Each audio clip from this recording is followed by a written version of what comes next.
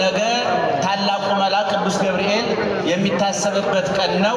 እንዲህ አይነት በዓላት ስናከብር ዋናው የምስጋናውን አይነታ የሚጠጣው እፍታውን የሚበላው የምስጋና ውሃ ልክና መሰረት መደምደሚያና ጉልላት ትናንት ንጉሥ የነበረ ዛሬም መንግስቱ ያልተሻረ ለዘላለም በመንግስቱ ሽረት በባህሪው ልፈት የሌለበት ቅድመ ዓለም ንጉሥ የነበረ በዘመናት መካከል ንጉሥ የሆነ ዘመንንም አሳልፎ ንጉሥ የሚሆን በጊዜ በቦታ በሁኔታ የማይለወጥ ፍቅሩ የማይቀዘቅዝ ጥላቻ ፍቅሩን የማይቀላቀልበት ትናንት የወደደን አሁንም እየወደደን ያለ በጣም በእርግጠኝነት አፋችንን ሞልተን የምንመሰክረው ነገም የሚወደን አባታችንም አምላካችንም እግዚአብሔር ትናንትናም ንጉሥ ነው ይነግሳል፣ ዛሬም ንጉሥ ነው ይነግሳል፣ ለዘላለም ነግሶ ይኖራል።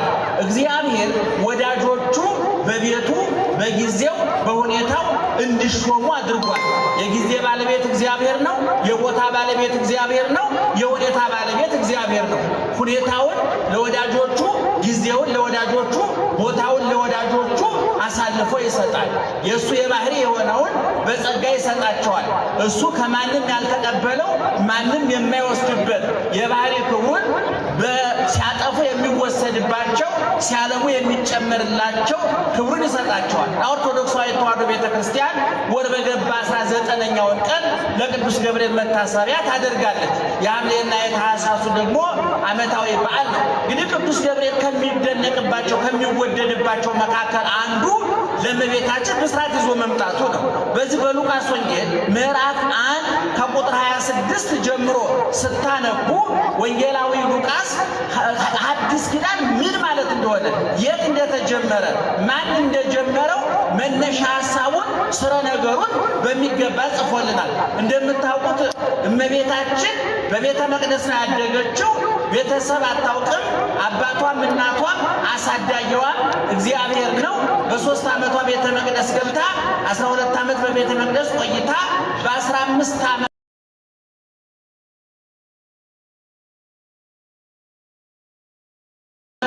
ስራት እንደመጣ ታውቃላችሁ።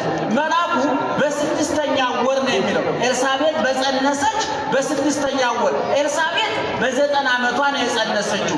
ምናልባት በሰብአዊ አስተሳሰብ በሳይንሳዊ መመዘኛ በተፈጥሯዊ ሕግ ሊደረግ የማይችል ሊፈጸም የማይችል ሙቀት ልምላሜ ከተለያት በኋላ ነገሮች ሁሉ አክትመዋል አብቅተዋል ተብሎ እንኳን ሌላው ራሷ በራሷ ተስፋ ቆርጣ ባሏ በእሷ ቆርጦ ሚስቴ ሙቀት ልምላሜ ተለይቷታል፣ የሴትነት ወጉ ቀርቶባታል፣ ስለዚህ መድረስ አትችልም ብሎ ባሏ በእሷ ተስፋ ቆርጦ የተከራከረባት እሷን በራሷ ተስፋ ቆርጣ አለቀልኝ አበቃልኝ አለችው። ኤልሳቤጥ በ90 ዓመቷ ጸንሳ ጽንሴን ለማንም አልናገርም፣ አሁን ብናገር ማን ያምነኛል? የበላችው ነገር ቢኖር እንጂ ጸንሳ ነው ብሎ የሚያምነኝ የለም ብላ እሷና ቅዱስ ገብርኤል እግዚአብሔር የሚያውቁት ምስጢር ነበረ። ለ5 ወር የተሰወረ በ6ኛው ወር ቅዱስ ገብርኤል ወደ እመቤታችን መጥቶ ሊያበስራት ሲመጣ በ6ኛው ወር ነው የሚለው። በ6ኛው ወር መልአኩ ገብርኤል ናዝሬት በገሊላ ውስጥ ወዳለች ናዝሬት ወደምትባል ትንሽዬ ከተማ ተልኮ መጣ። የእመቤታችን ስም ተጠቅሷል። የጠባቂዋ የዮሴፍ ስም ተጠቅሷል። ባጭሩ መልአኩ መጥቶ ማርያም ሆይ በሉ እስኪ ኧረ ጮክ ብላችሁ አትፍሪ። ማን ሆይ ምን አትበይ? አትፍሪ። እስመ ረከብኪ ሞገሰ በኀበ እግዚአብሔር በእግዚአብሔር ዘንድ ባለሟልነትን አግኝተሻልና። ላለመፍራቷ ምክንያቱ ምን አግኝታለች? በእግዚአብሔር ዘንድ ባለሟልነትን አግኝተሻል ብሎ አበሰራት። እንግዲህ በመካከል ያሉት ክርክሮች እዛ ላይ ተጽፈዋል። ቅድም እንደነገርኳችሁ እመቤታችን ወንድ አታውቅም፣ ድንግል ናት። 15 ዓመቷ ነው። 20 ዓመት ይሆናል። 30 ዓመት በድንግልና ኑራ በድንግልና መሞት እግዚአብሔር ማገልገል ነው ውሳኔዋ። እና መልአኩ ትጸንሻለሽ አላት። አስደነገጣት፣ አስበረገጋት። ሁለት ትልልቅ ነገሮች ከሷ በፊት በሷ ጊዜ ከሷ በኋላ ለዘላለም የማይከናወኑ። ለዚህ ነው ሊቁ እንደተናገረው ሁለት አካላት አይተቁም ምእመናን በደም አይነት በዓላት ስናከብር ዋናው የምስጋናውን አይነታ የሚጠጣው እፍታውን የሚበላው የምስጋና ውሃ ልክና መሰረት መደምደሚያና ጉልላት ትናንት ንጉሥ የነበረ ዛሬም መንግስቱ ያልተሻረ ለዘላለም በመንግስቱ ሽረት በባህሪው ልፈት የሌለበት ቅድመ ዓለም ንጉሥ የነበረ በዘመናት መካከል ንጉሥ የሆነ ዘመንንም አሳልፎ ንጉሥ የሚሆን በጊዜ በቦታ በሁኔታ የማይለወጥ ፍቅሩ የማይቀዘቅዝ ጥላቻ ፍቅሩን የማይቀላቀልበት ትናንት የወደደን አሁንም እየወደደን ያለ በጣም በእርግጠኝነት አፋችንን ሞልተን የምንመሰክረው ነገም የሚወደን አባታችንም አምላካችንም እግዚአብሔር ትናንትናም ንጉሥ ነው ይነግሳል፣ ዛሬም ንጉሥ ነው ይነግሳል፣ ለዘላለም ነግሶ ይኖራል። እግዚአብሔር ወዳጆቹ በቤቱ በጊዜው በሁኔታው እንዲሾሙ አድርጓል። የጊዜ ባለቤት እግዚአብሔር ነው። የቦታ ባለቤት እግዚአብሔር ነው። የሁኔታ ባለቤት እግዚአብሔር ነው። ሁኔታውን ለወዳጆቹ፣ ጊዜውን ለወዳጆቹ፣ ቦታውን ለወዳጆቹ አሳልፎ ይሰጣል። የእሱ የባህሪ የሆነውን በጸጋ ይሰጣቸዋል። እሱ ከማንም ያልተቀበለው ማንም የማይወስድበት የባህሪ ክብሩን ሲያጠፉ የሚወሰድባቸው ሲያለሙ የሚጨመርላቸው ክብሩን ይሰጣቸዋል። ኦርቶዶክሳዊ ተዋሕዶ ቤተክርስቲያን ወር በገባ 19ኛውን ቀን ለቅዱስ ገብርኤል መታሰቢያ ታደርጋለች። የሐምሌና የታኅሳሱ ደግሞ ዓመታዊ በዓል ነው። እንግዲህ ቅዱስ ገብርኤል ከሚደነቅባቸው ከሚወደድባቸው መካከል አንዱ ለእመቤታችን ብስራት ይዞ መምጣቱ ነው። በዚህ በሉቃስ ወንጌል ምዕራፍ 1 ከቁጥር 26 ጀምሮ ስታነቡ ወንጌላዊ ሉቃስ አዲስ ኪዳን ምን ማለት እንደሆነ የት እንደተጀመረ ማን እንደጀመረው መነሻ ሐሳቡን ስረ ነገሩን በሚገባ ጽፎልናል። እንደምታውቁት እመቤታችን በቤተ መቅደስ ነው ያደገችው። ቤተሰብ አታውቅም። አባቷም እናቷም አሳዳጊዋም እግዚአብሔር ነው። በ3 ዓመቷ ቤተ መቅደስ ገብታ 12 ዓመት በቤተ መቅደስ ቆይታ በ15 ዓመት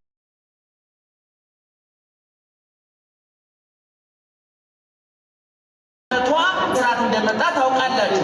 መልአኩ በ6ኛው ወር ነው የሚለው። ኤልሳቤጥ በጸነሰች በ6ኛው ወር። ኤልሳቤጥ በ90 ዓመቷ ነው የጸነሰችው። ምናልባት በሰብአዊ አስተሳሰብ በሳይንሳዊ መመዘኛ በተፈጥሯዊ ሕግ ሊደረግ የማይችል ሊፈጸም የማይችል ሙቀት ልምላሜ ከተለያት በኋላ ነገሮች ሁሉ አክትመዋል አብቅተዋል ተብሎ እንኳን ሌላው ራሷ በራሷ ተስፋ ቆርጣ ባሏ በእሷ ቆርጦ ሚስቴ ሙቀት ልምላሜ ተለይቷታል፣ የሴትነት ወጉ ቀርቶባታል፣ ስለዚህ መጽነስ አትችልም ብሎ ባሏ በእሷ ተስፋ ቆርጦ የተከራከረባት እሷን በራሷ ተስፋ ቆርጣ አለቀልኝ አበቃልኝ አለችው። ኤልሳቤጥ በ90 ዓመቷ ጸንሳ ጽንሴን ለማንም አልናገርም፣ አሁን ብናገር ማን ያምነኛል? የበላችው ነገር ቢኖር እንጂ ጸንሳ ነው ብሎ የሚያምነኝ የለም ብላ እሷና ቅዱስ ገብርኤል እግዚአብሔር የሚያውቁት ምስጢር ነበረ። ለ5 ወር የተሰወረ በ6ኛው ወር ቅዱስ ገብርኤል ወደ እመቤታችን መጥቶ ሊያበስራት ሲመጣ በ6ኛው ወር ነው የሚለው። በ6ኛው ወር መልአኩ ገብርኤል ናዝሬት በገሊላ ውስጥ ወዳለች ናዝሬት ወደምትባል ትንሽዬ ከተማ ተልኮ መጣ። የእመቤታችን ስም ተጠቅሷል። የጠባቂዋ የዮሴፍ ስም ተጠቅሷል። ባጭሩ መልአኩ መጥቶ ማርያም ሆይ በሉ እስኪ ኧረ ጮክ ብላችሁ አትፍሪ። ማን ሆይ ምን አትበይ? አትፍሪ። እስመ ረከብኪ ሞገሰ በኀበ እግዚአብሔር፣ በእግዚአብሔር ዘንድ ባለሟልነትን አግኝተሻልና። ላለመፍራቷ ምክንያቱ ምን አግኝታለች? በእግዚአብሔር ዘንድ ባለሟልነትን አግኝተሻል ብሎ አበሰራት። እንግዲህ በመካከል ያሉት ክርክሮች እዛ ላይ ተጽፈዋል። ቅድም እንደነገርኳችሁ እመቤታችን ወንድ አታውቅም፣ ድንግል ናት። 15 ዓመቷ ነው። 20 ዓመት ይሆናል። 30 ዓመት በድንግልና ኑራ በድንግልና መሞት እግዚአብሔር ማገልገል ነው ውሳኔዋ። እና መልአኩ ትጸንሻለሽ አላት። አስደነገጣት፣ አስበረገጋት። ሁለት ትልልቅ ነገሮች ከሷ በፊት በሷ ጊዜ ከሷ በኋላ ለዘላለም የማይከናወኑ። ለዚህ ነው ሊቁ እንደተናገረው ሁለት አካላት አይተኩም። ምእመናን በደንብ ስሙኝ። ሁለት አካላት ላቁ መልአክ ቅዱስ ገብርኤል የሚታሰብበት ቀን ነው።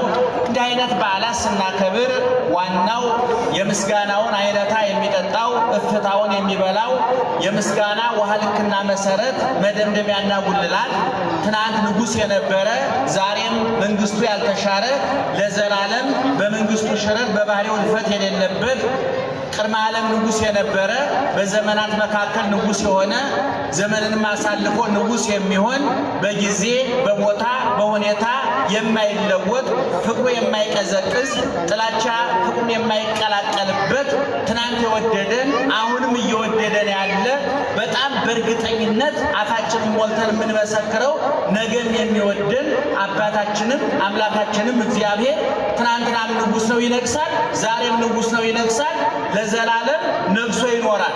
እግዚአብሔር ወዳጆቹ በቤቱ በጊዜው በሁኔታው እንዲሾሙ አድርጓል። የጊዜ ባለቤት እግዚአብሔር ነው። የቦታ ባለቤት እግዚአብሔር ነው። የሁኔታ ባለቤት እግዚአብሔር ነው። ሁኔታውን ለወዳጆቹ፣ ጊዜውን ለወዳጆቹ፣ ቦታውን ለወዳጆቹ አሳልፎ ይሰጣል። የእሱ የባህሪ የሆነውን በጸጋ ይሰጣቸዋል። እሱ ከማንም ያልተቀበለው ማንም የማይወስድበት የባህሪ ክብሩን ሲያጠፉ የሚወሰድባቸው ሲያለሙ የሚጨመርላቸው ክብሩን ይሰጣቸዋል። ኦርቶዶክሳዊ ተዋሕዶ ቤተክርስቲያን ወር በገባ 19ኛውን ቀን ለቅዱስ ገብርኤል መታሰቢያ ታደርጋለች። የሐምሌና የታኅሳሱ ደግሞ ዓመታዊ በዓል ነው። እንግዲህ ቅዱስ ገብርኤል ከሚደነቅባቸው ከሚወደድባቸው መካከል አንዱ ለእመቤታችን ብስራት ይዞ መምጣቱ ነው። በዚህ በሉቃስ ወንጌል ምዕራፍ 1 ከቁጥር 26 ጀምሮ ስታነቡ ወንጌላዊ ሉቃስ አዲስ ኪዳን ምን ማለት እንደሆነ የት እንደተጀመረ ማን እንደጀመረው መነሻ ሐሳቡን ስረ ነገሩን በሚገባ ጽፎልናል። እንደምታውቁት እመቤታችን በቤተ መቅደስ ነው ያደገችው። ቤተሰብ አታውቅም። አባቷም እናቷም አሳዳጊዋም እግዚአብሔር ነው። በ3 ዓመቷ ቤተ መቅደስ ገብታ 12 ዓመት በቤተ መቅደስ ቆይታ በ15 ዓመት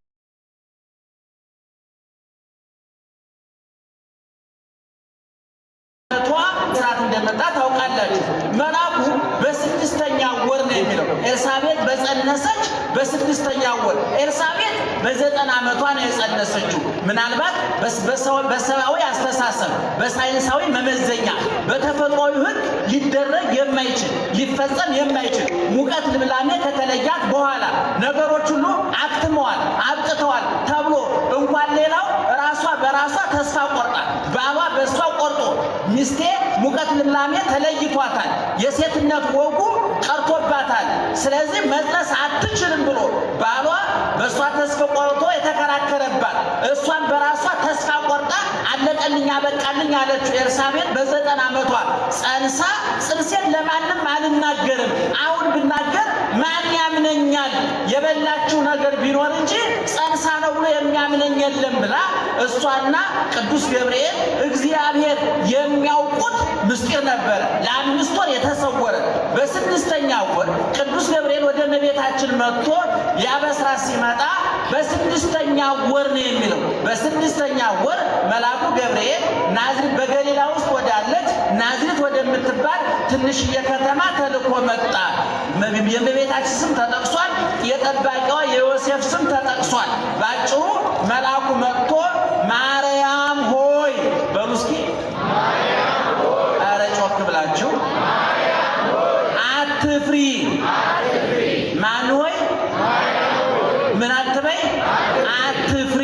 እስመ ረከብኪ ሞገሰ በኀበ እግዚአብሔር በእግዚአብሔር ዘንድ ባለሟልነትን አግኝተሻልና። ላለመፍራቷ ምክንያቱ ምን አግኝታለች? በእግዚአብሔር ዘንድ ባለሟልነትን አግኝተሻል ብሎ አበሰራት። እንግዲህ በመካከል ያሉት ክርክሮች እዛ ላይ ተጽፈዋል። ቅድም እንደነገርኳችሁ እመቤታችን ወንድ አታውቅም፣ ድንግል ናት። 15 ዓመቷ ነው።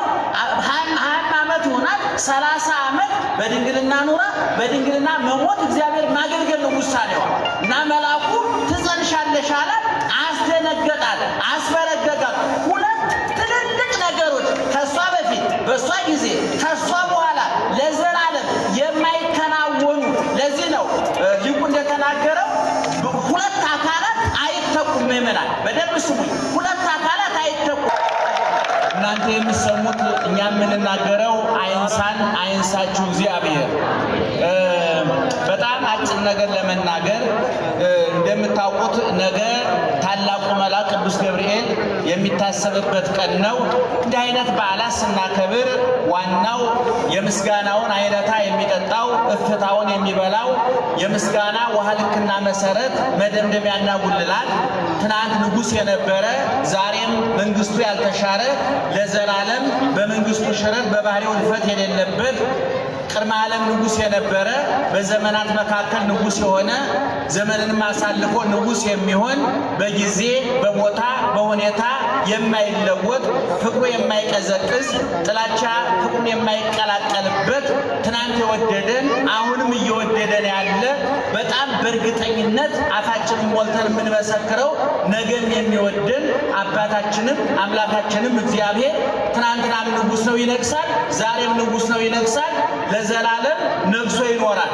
እግዚአብሔር ወዳጆቹ በቤቱ በጊዜው በሁኔታው እንዲሾሙ አድርጓል። የጊዜ ባለቤት እግዚአብሔር ነው። የቦታ ባለቤት እግዚአብሔር ነው። የሁኔታ ባለቤት እግዚአብሔር ነው። ሁኔታውን ለወዳጆቹ፣ ጊዜውን ለወዳጆቹ፣ ቦታውን ለወዳጆቹ አሳልፎ ይሰጣል። የእሱ የባህሪ የሆነውን በጸጋ ይሰጣቸዋል። እሱ ከማንም ያልተቀበለው ማንም የማይወስድበት የባህሪ ክብሩን ሲያጠፉ የሚወሰድባቸው ሲያለሙ የሚጨመርላቸው ክብሩን ይሰጣቸዋል። ኦርቶዶክሳዊ ተዋሕዶ ቤተክርስቲያን ወር በገባ 19ኛውን ቀን ለቅዱስ ገብርኤል መታሰቢያ ታደርጋለች። የሐምሌና የታኅሳሱ ደግሞ ዓመታዊ በዓል ነው። እንግዲህ ቅዱስ ገብርኤል ከሚደነቅባቸው ከሚወደድባቸው መካከል አንዱ ለእመቤታችን ብስራት ይዞ መምጣቱ ነው። በዚህ በሉቃስ ወንጌል ምዕራፍ 1 ከቁጥር 26 ጀምሮ ስታነቡ ወንጌላዊ ሉቃስ አዲስ ኪዳን ምን ማለት እንደሆነ የት እንደተጀመረ ማን እንደጀመረው መነሻ ሐሳቡን ስረ ነገሩን በሚገባ ጽፎልናል። እንደምታውቁት እመቤታችን በቤተ መቅደስ ነው ያደገችው። ቤተሰብ አታውቅም። አባቷም እናቷም አሳዳጊዋም እግዚአብሔር ነው። በ3 ዓመቷ ቤተ መቅደስ ገብታ 12 ዓመት በቤተ መቅደስ ቆይታ በ15 ዓመት